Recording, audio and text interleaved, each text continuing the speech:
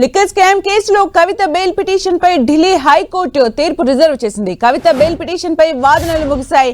మే 30, 31న కవిత bail పిటిషన్లపై Delhi high court తీర్పు వెల్లడించే అవకాశం ఉంది. కవితకు బెయిల్ ను ఈడీ, సిబిఐ వ్యతిరేకించింది. లిక్కర్ కేసులో కవిత కింగ్ పిన్ అని ఈడీ తరపు లాయర్ జోయబ్ హుసేన్ తెలిపారు. అక్రమ సొమ్ము కవితకు చేరిందన్నారు. తమ వద్ద ఆధారాలు, వాట్సాప్ చాట్స్ ఉన్నాయని తెలిపారు. కవిత తన ఫోన్ లో డేటాను ధ్వంసం చేశారని, డేటాను ఫార్మాట్ చేసినట్టు ఫోరెన్సిక్ నివేదిక ఇచ్చిందని చెప్పారు. డేటా ధ్వంసంపై పొంతనలేని సమాధానాలు ఇచ్చారని పేర్కొన్నారు. కవితకు బెయిల్ ఇస్తే దర్యాప్తుపై ప్రభావం పడుతుందన్నారు. కవిత అరెస్టు నిబంధనల ప్రకారమే జరిగిందని సిబిఐ తరపు లాయర్ చెప్పారు. భూముల అమ్మకాలు, హవాలా మార్గం ద్వారా డబ్బు చేతులు మారిందని, మహిళ అయినంత మాత్రాన బెయిల్ ఇవ్వాల్సిన అవసరం లేదని తెలిపారు. అయితే కవిత తరపు లాయర్ నితీష్ రాణా రిజనాటర్ వాదనలు వినిపించారు. సిబిఐ కవితను ఎందుకు అరెస్టు చేసిందో చెప్పలేదని, జ్యుడిషియల్ కస్టడీలో ఉన్న కవితను సమాచారం లేకుండా అరెస్టు చేశారని తెలిపారు. వాదనలు విన్న న్యాయస్థానం తీర్పు రిజర్వ్ చేసింది.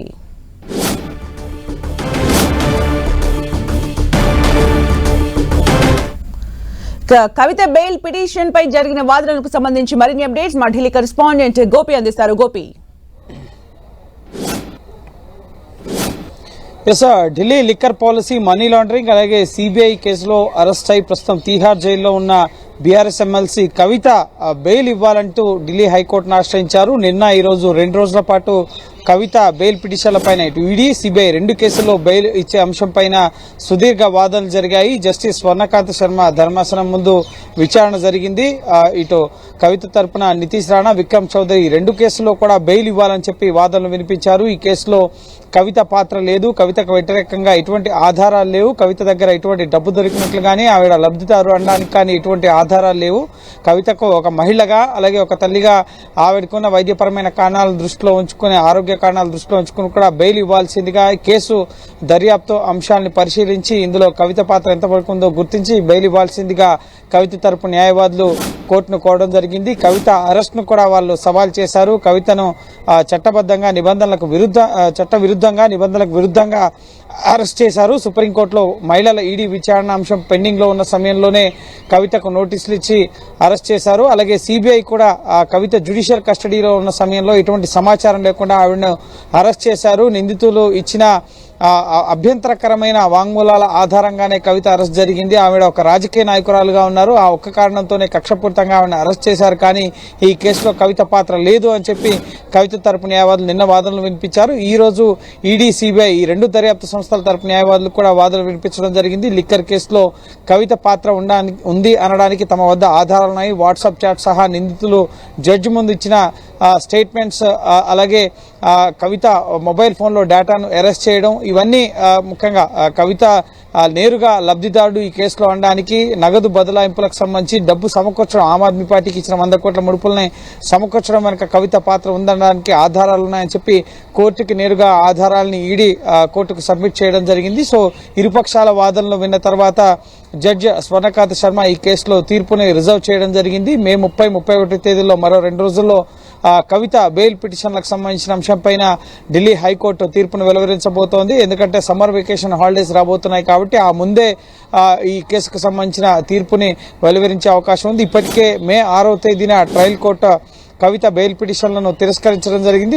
ఆ బెయిల్ పిటిషన్లను తిరస్కరించడంతో ఆ తీర్పును సవాల్ చేస్తూనే కవిత హైకోర్టును ఆశ్రయించారు. ఇప్పటి వరకు Delhi liquor policy, money laundering అలాగే సిబిఐ కేసులో సుమారు 20 మంది వరకు కూడా అరెస్ట్ అయ్యారు. ఈ అరెస్ట్ అయిన వారికి ట్రయల్ కోర్టులో ఎక్కడా కూడా ఊరట లభించలేదు. హైకోర్టు అలాగే సుప్రీంకోర్టులోనే వీళ్ళకి బెయిల్స్ వచ్చిన పరిస్థితి. అయితే కవితకు మెడికల్ గ్రౌండ్స్ పైన కానీ అలాగే మహిళ అన్న ఒక్క కారణం చేత కానీ బెయిల్ ఇవ్వడానికి కూడా సరికాదు. ఎందుకంటే ఈ కేసు దర్యాప్తు ఒక కీలక దశలో ఉంది. ఈ సమయంలో కవితకు బెయిల్ ఇస్తే దర్యాప్తుపై ప్రభావం పడుతుంది, సాక్ష్యాలను, ఆధారాలను తారుమారు చేసే అవకాశం ఉంది. కాబట్టి 2 దర్యాప్తు సంస్థలు కూడా ఇటు మనీ లాండరింగ్ కేసులో ఈడీ అలాగే అవినీతి కేసులో సిబిఐ 2 కేసుల్లో కూడా కవిత అరెస్ట్ అయ్యారు. మార్చి 16న ఈడీ కేసులో అలాగే ఏప్రిల్ 11న సిబిఐ కేసులో అరెస్ట్ అయ్యారు. కాబట్టి సో ఈ 2 కేసులకు సంబంధించి ఇప్పటికే ఈడీ కేసులో ఛార్జ్ షీట్ ఫైల్ చేయడం జరిగింది. అలాగే సిబిఐ కేసులో జూన్ 7వ తేదీన సిబిఐ ఛార్జ్ షీట్ ఫైల్ చేయబోతోంది కవిత పైన. సో ఈ సమయంలో కవితకు బెయిల్ ఇవ్వద్దు, కేసు దర్యాప్తుపై ప్రభావం పడుతుంది కాబట్టి సో తమ వాదనలు పరిగణలోకి తీసుకుని కవితకు బెయిల్ ఇవ్వద్దని చెప్పి దర్యాప్తు సంస్థలు వాదనలు వినిపించాయి. అయితే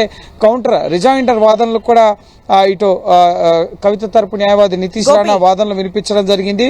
ఈ కేసులో బుచ్చిబాబుని నిందితుడిగా ఈడీ చేర్చకపోవడం ముఖ్యంగా అనుమానాలకు తావిస్తుంది. బుచ్చిబాబు స్టేట్మెంట్లను పట్టించుకోవద్దు, అలాగే అరుణ్ పిళ్ళ ఇచ్చిన స్టేట్మెంట్స్ ను కూడా ఉపసంహరించుకున్నారు. ఇటువంటి రిజాయింటర్ ఆర్గ్యుమెంట్స్ ను కూడా కవిత తరపు న్యాయవాదులు వాదనలు వినిపించారు. సో ఇరుపక్షాల వాదనలు విన్న తర్వాత తీర్పునైతే రిజర్వ్ చేయడం జరిగింది. ఈ నెలాఖరు కల్లా కవిత బెయిల్ పిటిషన్ పైన తీర్పుని ఢిల్లీ హైకోర్టు వెలువరించబోతోంది. అంటే గోపి, ఈడీ కానీ సిబిఐ కానీ చాలా స్ట్రాంగ్ గా వాదనలు వినిపిస్తున్న సందర్భాన్ని మనం చూసాం. ఇక్కడ కవిత తరపు లాయర్స్ కూడా తమ వాదనలు వినిపిస్తున్నారు. అయితే ఇప్పటి వరకు ఢిల్లీ హైకోర్టు, సుప్రీంకోర్టులోనే బెయిల్ వచ్చిన సందర్భంలో ఇప్పుడు తీర్పును రిజర్వ్ చేశారు. ప్రాబబిలిటీ ఎలా ఉందంటే ఇప్పటి వరకు కూడా ఈ కేసులో బెయిల్ పొందిన వాళ్ళు హైకోర్టులో కానీ అలాగే సుప్రీంకోర్టులో కానీ బెయిల్ పొందిన వాళ్ళ అంటే ప్రాబబిలిటీ ఎలా ఉందని అనుకోవచ్చు? గడిచిన సుమారు రెండేళ్లుగా ఈ కేసు ఇన్వెస్టిగేషన్ జరుగుతోంది. ఈ లిక్కర్ కేసులో అప్రూవల్ గా మారిన వాళ్ళకి మాత్రమే బెయిల్ పొందడం జరిగింది. ఇటు శరత్ చంద్రారెడ్డి కానీ, మాగుంట రాఘవ్ కానీ, అలాగే దినేష్ అరోరా కానీ వీళ్ళు అప్రూవర్స్ గా మారారు. ఈ కేసుకు సంబంధించిన సమగ్ర సమాచారం దర్యాప్తు సంస్థలకు ఇచ్చారు. గోరెంట్ల బుచ్చిబాబు కూడా అప్రూవర్ గా మారారు. సో వాళ్ళకి మాత్రమే బెయిల్ రావడం జరిగింది. ఎవరైతే అప్రూవల్ గా మారలేదు, అలాగే ఈ కేసులో కీలకంగా వ్యవహరించారు మనీష్ సిసోడియా కానీ, సమీర్ మహేంద్రు కానీ, అలాగే ఇటు విజయ్ నాయర్ కానీ, అలాగే మరికొంతమంది అరుణ్ పిళ్ళ ఇటువంటి వారు ఇంకా జైల్లోనే ఉన్న పరిస్థితి ఉంది. ఎందుకంటే వాళ్ళు పొంతనలేని సమాధానాలు ఇవ్వడం, కేసు దర్యాప్తుకి సంబంధించి సమగ్ర సమాచారం ఇవ్వకపోవడంతో ఈ కేసులో బెయిల్ వచ్చే కండిషన్స్ కూడా ఉన్నాయి. కానీ వాళ్ళు కేసు దర్యాప్తుకు సహకరించకపోవడంతోనే ఇటు కొంతమంది నిందితులకు ఇప్పటికీ ఈ కేసులో బెయిల్ రాలేదు. సో కవితకు ట్రయల్ కోర్టులో కూడా ముఖ్యంగా కవిత తరపు వాదనలు పరిగణలోకి తీసుకోలేదు. దర్యాప్తు సంస్థల వాదనలు ముఖ్యంగా కవిత ఈ కేసులో ఇన్వాల్వ్ అయి ఉన్నారు, కింగ్ పిన్ గా ఉన్నారు, కవిత లబ్ధిదారుడుగా ఉన్నారు, అలాగే అక్రమ నగదు లావాదేవీలు జరిగాయని చెప్పి కోర్టు గుర్తించడం జరిగింది. కాబట్టి ట్రయల్ కోర్టులో కవితకు బెయిల్ రాలేదు. సో హైకోర్టులో కూడా దర్యాప్తు సంస్థల తరపున న్యాయవాది ఇవే వాదనలు వినిపించడం జరిగింది. ట్రయల్ కోర్టులో ఏవైతే వాదనలు వినిపించారో నగదును సమకూర్చడం కానీ, అక్రమ లావాదేవీలు జరపడం వెనక, అలాగే లిక్కర్ పాలసీలు తమకు అనుకూలంగా మార్చుకోవడం వెనక వాట్సాప్ చాట్స్ కానీ, ఢిల్లీలో జరిగిన సమావేశాలు, వీటన్నిటికి సంబంధించిన సమగ్రమైన వివరాలని ఇటు లిఖితపూర్వకంగా కోర్టుకి దర్యాప్తు సంస్థలు ఇవ్వడం జరిగింది. సో వాటిని పరిగణలోకి తీసుకుంటే గనక ఇటు హైకోర్టులో కూడా కవితకు బెయిల్ వచ్చే అవకాశాలు లేనట్లుగానే చెప్పాల్సి ఉంటుంది. కానీ ఈ కేసు దర్యాప్తు ఒక కీలక దశలో ఉంది. కేజ్రీవాల్ కూడా అరెస్ట్ అయ్యారు. సో ఛార్జ్ షీట్ ఇప్పటికే ఈడీ కేసులో ఫైల్ అవ్వడం జరిగింది, సిబిఐ కేసులో ఫైల్ అవ్వాల్సి ఉంది. కాబట్టి సో కేసు దర్యాప్తు పురోగతిని దృష్టిలో ఉంచుకుని కోర్టు ఎంతవరకు కవితకు ముఖ్యంగా కవిత చెప్పిన గ్రౌండ్స్ తనకు ఎటువంటి పాత్ర లేదు, అలాగే తాను లబ్ధిదారుడు కాదు, ఈ కేసులో తన ఇన్వాల్వ్మెంట్ లేదని చెప్తున్నారు. కానీ ఆధారాలు మాత్రం కవితకు వ్యతిరేకంగా ఎవిడెన్స్ ని మాత్రం దర్యాప్తు సంస్థలు చూపిస్తున్నాయి. కాబట్టి సో అలాగే మెడికల్ కండిషన్స్ కూడా కవితకు సంబంధించి ఎటువంటి వైద్యపరమైన అనారోగ్య కారణాలు కూడా లేవు. కాబట్టి ఆవిడకు బెయిల్ ఇవ్వాల్సిన అవసరం లేదు. మహిళ అయినంత మాత్రాన పిఎంఎల్ఏ సెక్షన్ 45 ప్రకారం ముఖ్యంగా వృద్ధులకి, అలాగే అనారోగ్యంగా ఉన్న మహిళలకి, వృద్ధ మహిళలకు మాత్రమే ఈ కేసులో చిన్నారులకు మాత్రమే బెయిల్ ఇచ్చే అవకాశం ఉంటుంది. కానీ ఇటు ఈ కేసులో ప్రధాన నిందితులుగా ఉన్న వాళ్ళు ఎవరికి కూడా బెయిల్ ఇచ్చే టర్మ్స్ అండ్ కండిషన్స్ లేవు అని చెప్పి దర్యాప్తు సంస్థలు వాదనలు వినిపించాయి. కాబట్టి సో హైకోర్టులో కూడా కవితకు బెయిల్ వచ్చే అవకాశాలు తక్కువగానే ఉన్నాయని చెప్పాలి. కానీ కోర్టు ఏ అంశాలను పరిగణలోకి తీసుకుంటుంది? ముఖ్యంగా కవిత తరపు న్యాయవాదులు రిజైండర్ ఆర్గ్యుమెంట్స్ లో భాగంగా నితీష్ రాణా కాసేపటి క్రితం బుచ్చిబాబుని నిందితుడిగా ఈడీ చేర్చలేదు అన్న అంశం కానీ, ఇది అనుమానాలకు తావిస్తుందన్న విషయాన్ని, అలాగే బుచ్చిబాబు స్టేట్మెంట్లను పరిగణలోకి తీసుకోవద్దు, ఎందుకంటే వాళ్ళు మొదట ఒక రకమైన స్టేట్మెంట్స్ ఇచ్చారు, ఆ తర్వాత ముఖ్యంగా బీజేపీకి ఫండ్స్ ఇచ్చిన తర్వాత ఎలక్ట్రల్ బాండ్స్ ద్వారా ఇటు శరత్ చంద్రారెడ్డి ఫండ్స్ ఇవ్వడం, అలాగే ఇటు మాగుంట శ్రీనివాసరెడ్డి ఎన్డీఏ క్యాండిడేట్ గా పోటీ చేయడం, సో ఈ అంశాలను కూడా కోర్టు దృష్టికి తీసుకురావడం జరిగింది. అలాగే ఈ కేసులో గతంలో బీఆర్ఎస్ అధికారంలో ఉన్నప్పుడే కవితను అరెస్ట్ చేసే అవకాశం ఉన్నప్పటికీ కూడా